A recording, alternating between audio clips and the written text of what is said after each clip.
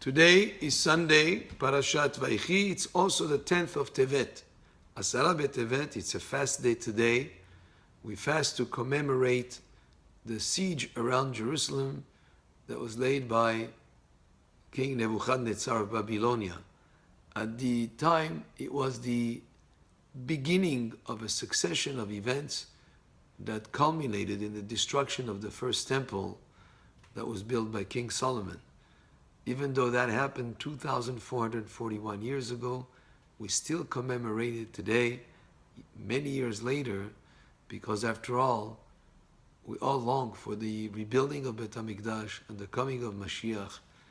And that date of Asara Betevet, when the siege was laid around Jerusalem, that such a thing would be allowed to happen, there was an incredible deliberation, so to speak, in Shamayim, and it was ruled that this would be allowed to happen because of the misbehavior of the people at the time, of their sins, their transgressions.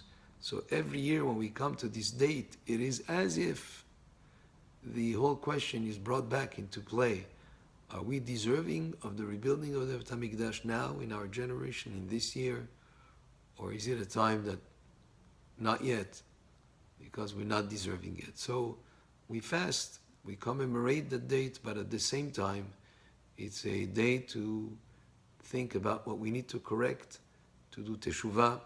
The fast is only to get us into a humble mood, to realize that there is a lot that we can improve, and that we can improve those matters that brought about the destruction of the temple, so that from the merits of having corrected our ways, we will merit the coming of Mashiach. The 10th of Tevet has been also set aside as the date of the Kaddish HaKlali. It was done by the chief rabbinate of Israel to also be a date where we commemorate the yahrzeit of people who perished in the Holocaust. There are many people that the families have no idea of the date of the yahrzeit, the anniversary of their passing away, and therefore today the Asara Betevet is the date that is set aside as the yahrzeit, as the anniversary for those people that we do not know the date that they passed away in the Holocaust. Also, this period, actually the 8th, the 9th, and the 10th of Tevet, could have been 3 separate fasts, but they were combined into one fast of the 10th of Tevet. Because on the 8th of Tevet, the 72 sages that were gathered by Ptolemy, the Greek king, to each one translate the Torah in a separate chamber. Ptolemy wanted the Torah to be translated into Greek, to make it into a mundane book, just a storybook, when actually the Torah is such a deep level. Every pasuk has so much meaning to it. It's a much more than just a literal translation of the words. And when you take it from the original Hebrew, you may lose a lot of content and many dimensions that are available in every single word, every single letter of Hebrew. He wanted the book to be translated into Greek to make it into a mundane storybook.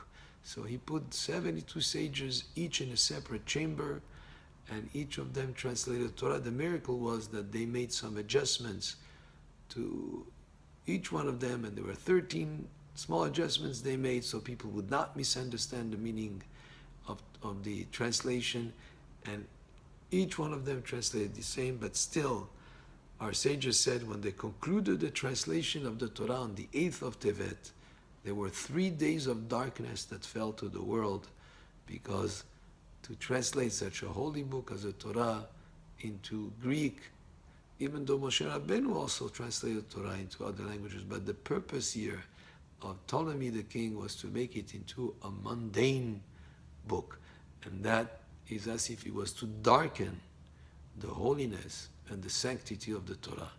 So there were 3 days of darkness, and began on the 8th of Tevet when they concluded the translation.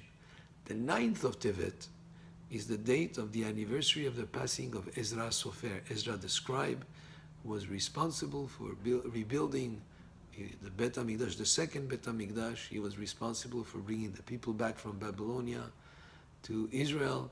And his anniversary is the 9th of Tevet, so the 8th, the 9th, and the 10th of Tevet are days that mark somewhat unfortunate circumstances that happened to the Jewish people.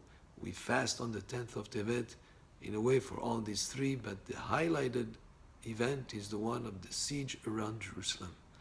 So as we fast today and we refrain from eating and drinking, and we are to think what it is that we can correct as individuals, as a community, as the Jewish people, so that as we correct our ways and become better people and increase love among us and shalom and peace amongst us and increase observance of mitzvot and learning of Torah, we can merit the coming of Mashiach speedily in our days. Amen. Ken Yiratzon. Baruch Adonai le'olam. Amen ve'amen.